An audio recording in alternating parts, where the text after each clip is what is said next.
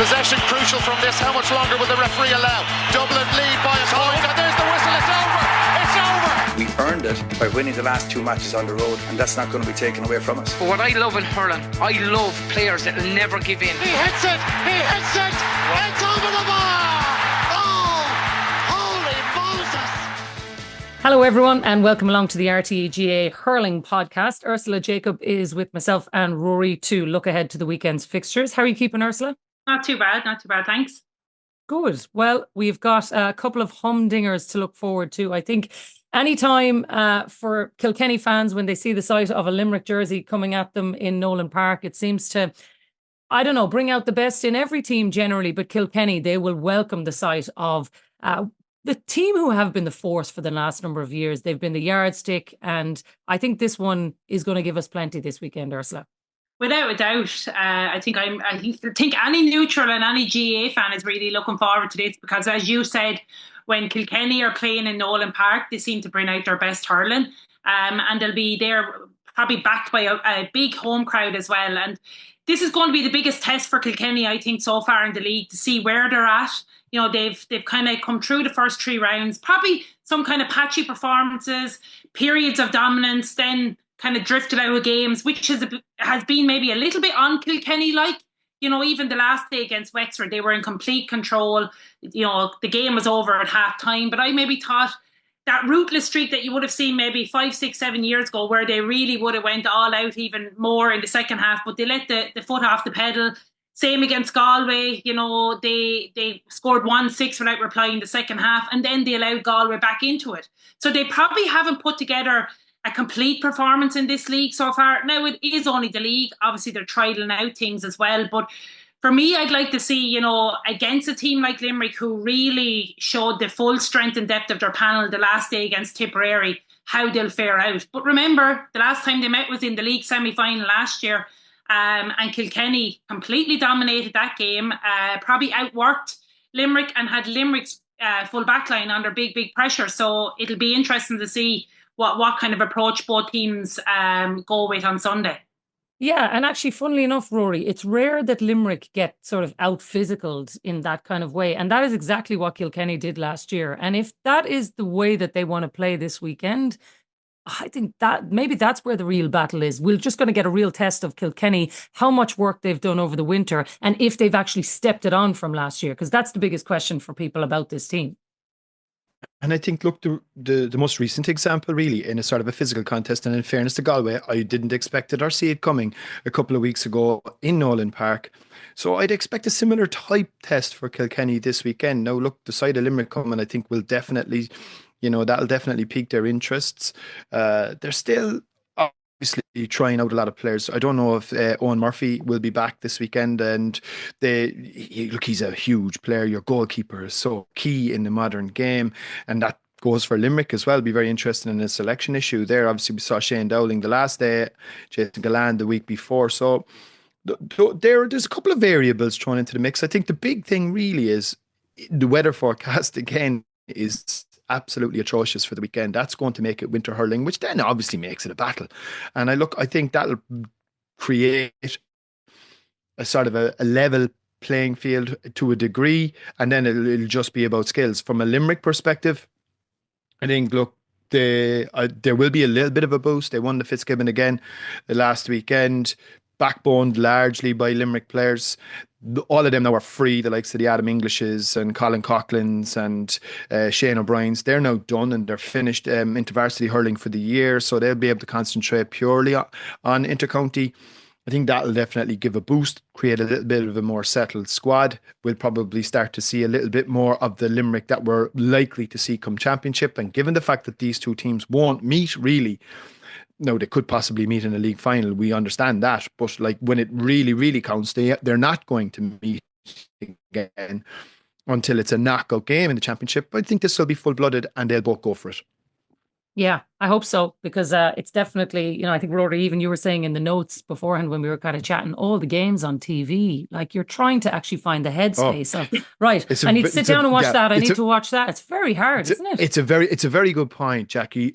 Like one of the things that RT often gets criticism for, sorry, to digress a small bit, Ursula, but I do think Sorry. it's an important point for the viewer, and sometimes like a lot of the time when people give out about something that's not seen, there's over 30 odd games on the intercounty calendar this weekend. 7 of them are on TV, whether it's BBC iPlayer, TG Car, YouTube, RTE.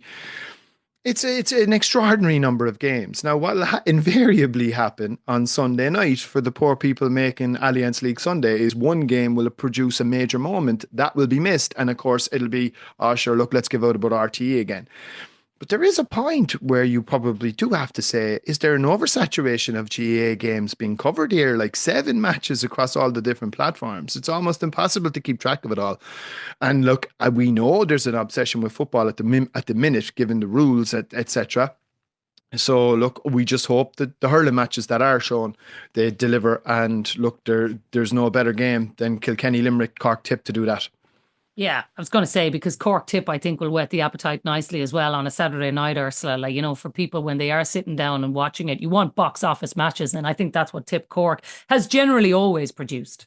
Yeah, if you look at the games over the last number of years, they've been high scoring, high energy games. Obviously, Tipperary will have nightmares over the Cork Championship game. The last time they came to Thurles, I think, 18 points between the teams. And that was a trouncing for Tipp. They were knocked out of the championship effectively. So they probably have, that little bit of hurt still from that as well, that they probably allowed Cork bully him that day.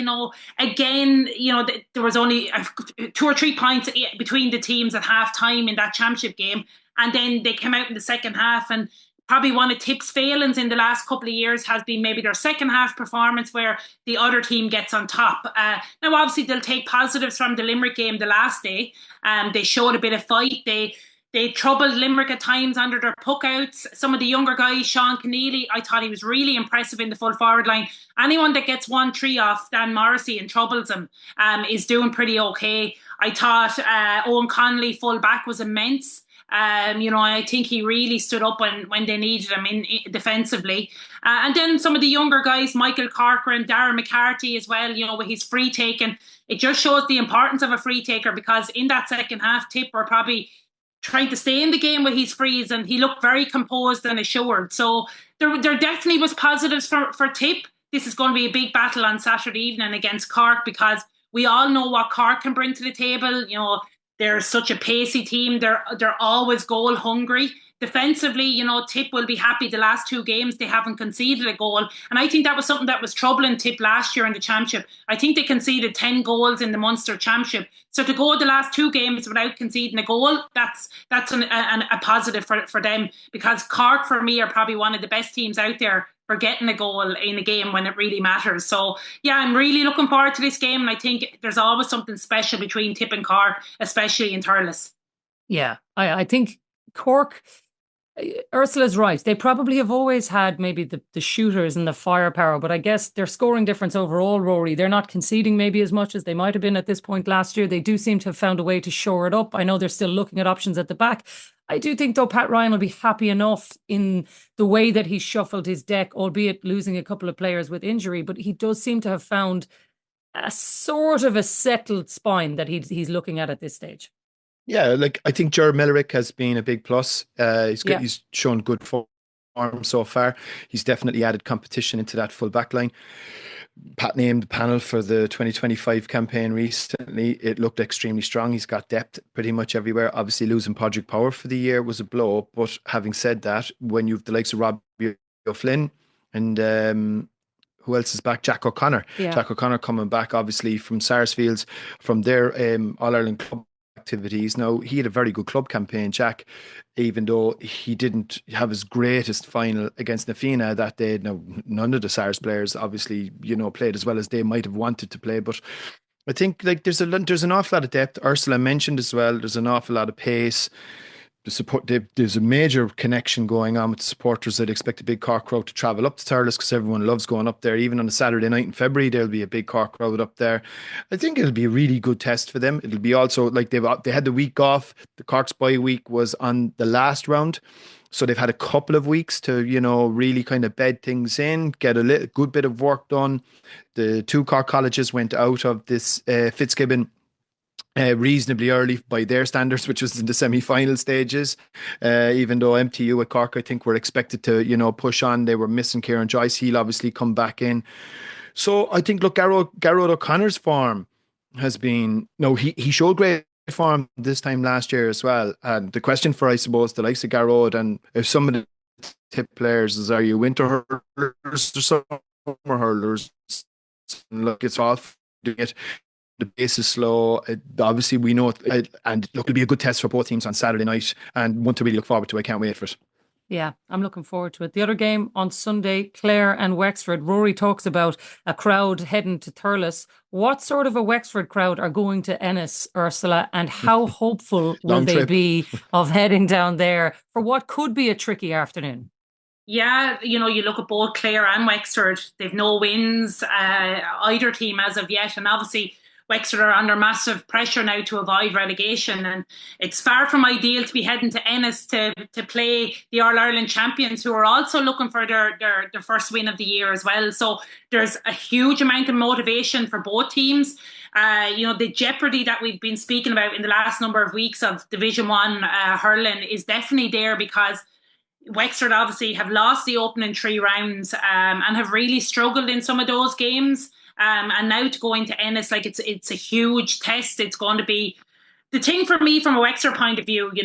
Whatever about getting a win against Ennis, it's the performance that has to be upped. That's probably been the most disappointing thing. You look at the first 35 minutes against Kilkenny 2 weeks ago, and it was just so below par and what should be expected of Wexford. They were lacking that fight, that spirit that you'd associate with Wexford when you're playing a team like Kilkenny. It was completely missing. And yes, it was a very inexperienced team and we're missing big players, but that just won't cut it at Division 1 hurling, and definitely won't cut it against Clare on Sunday. So I'm sure in the last 2 weeks, Keith and his management team have really been focusing on improving their performance, getting the kind of morale going again, and that's very, very difficult when you've had maybe 3 poor performances in the opening 3 rounds. Obviously the word out there is that Lee Chin will feature at some stage, and that'll be nice to see. I'd still be worried about maybe the over-reliance on Lee at times, because injuries can happen, different things can happen, and what's plan B then? There is probably a tendency to be over-reliant on the likes of Lee, and it's getting some of the younger guys stepping up to that level as well. Obviously exposing them to this level of hurling will only improve that, but I think it is going to be a tough afternoon for Wexford, but I do hope that the performance, the fight, the spirit that I'd associate with Wexford hurling is somewhat there on Sunday. Yeah, it's a hard place to go and get it though, Rory, isn't it? You're going into Ennis, the All-Ireland champions, who are dogging for their own win as well after, like a stuttering start to the year. Like, I think that's a really, really tricky ask for Keith. Yeah, look, whoever loses, I think, is gone. Is relegated. Will be playing Division 1B hurling next year.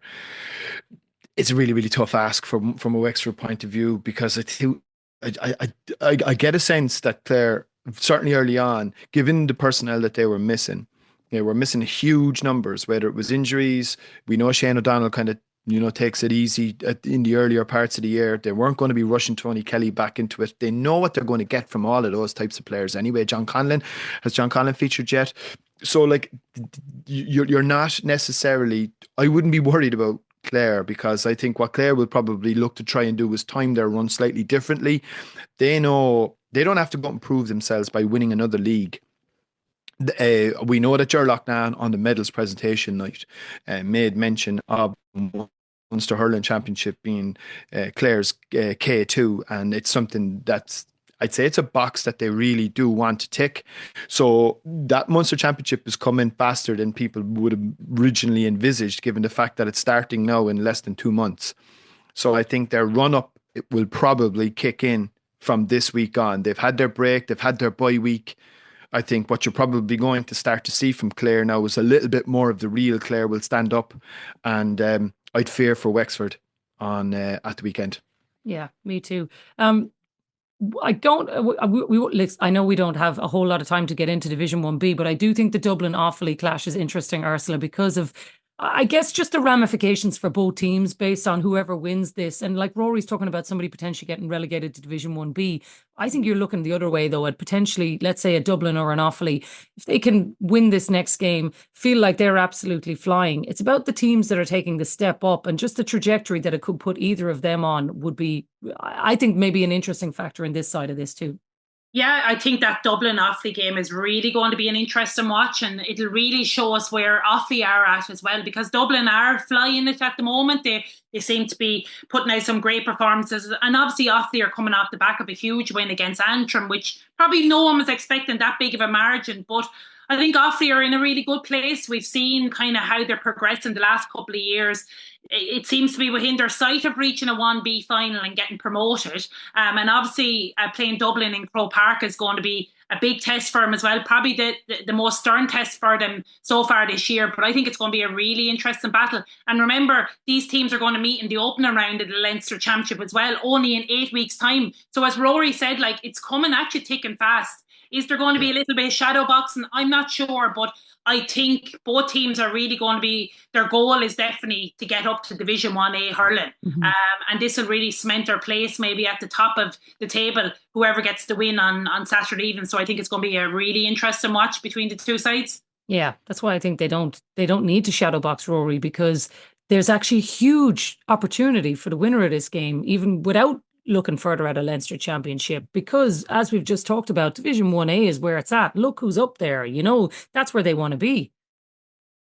And it's a brilliant opportunity for both managers, but particularly for Niall O'Callaghan, like, I think in his first year, to make that jump and potentially go after a Division 1B hurling title as well.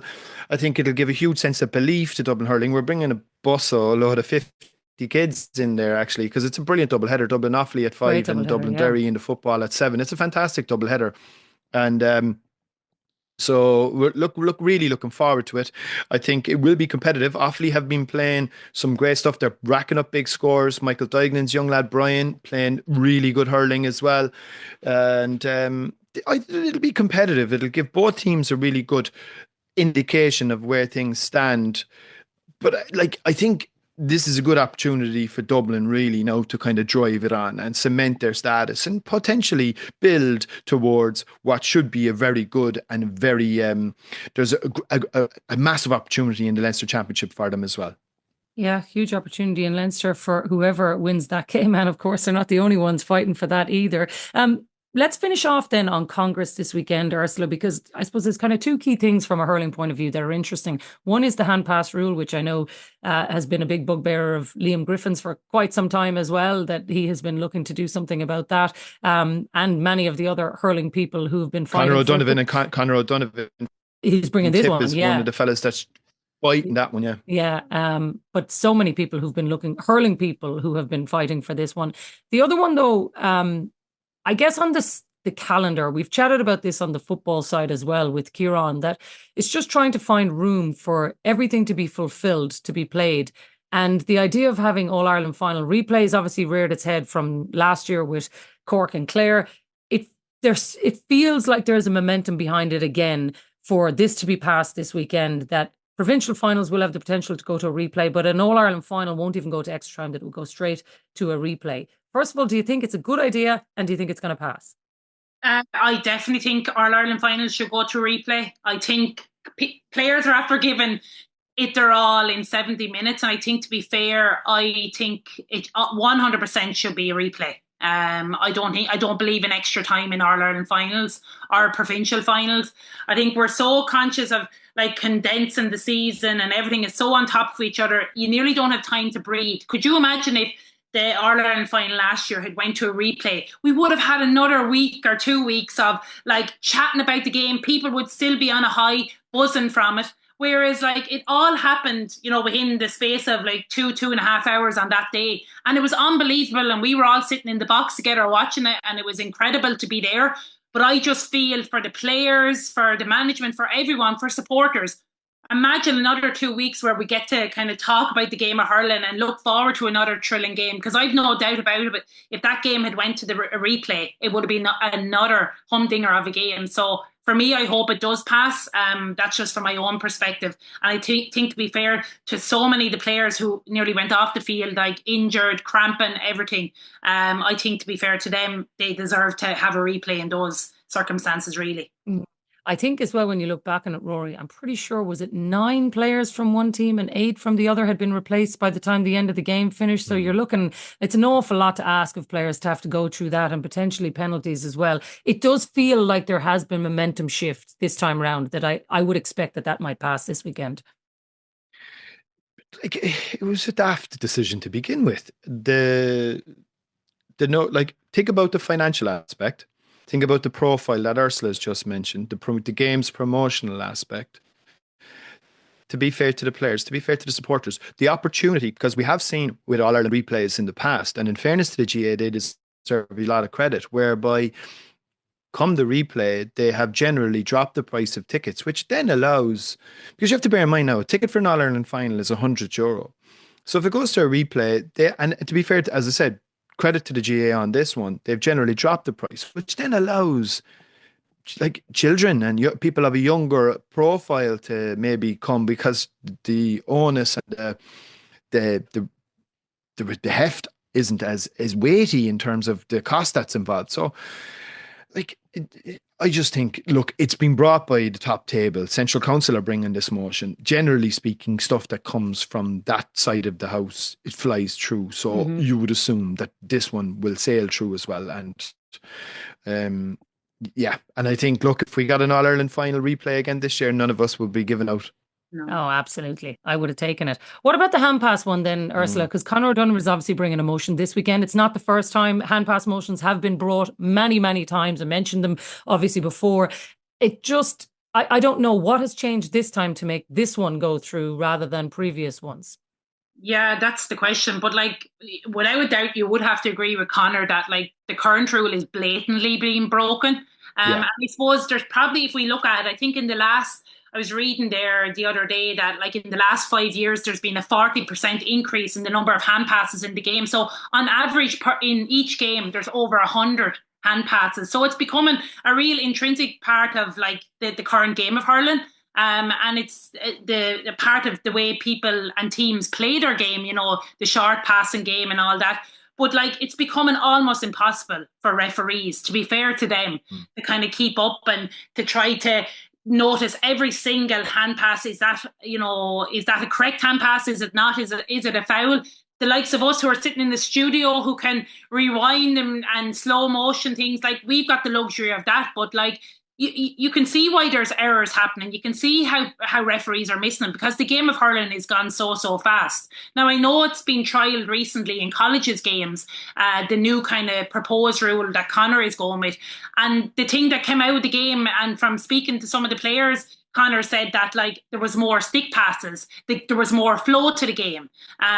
There wasn't as many rucks in the game. So if we're looking to go down that route where players are not maybe engaging in the tackle as much, and there's probably that bit more free flowing, maybe counties will agree that maybe for the overall benefit of the game, this is the way forward. So it'll be interesting to see, will it be passed? But without a doubt, the current rule, like there's probably not that clear striking action, and players are probably completely ignoring it at times, and referees are just not able to keep up with it, really.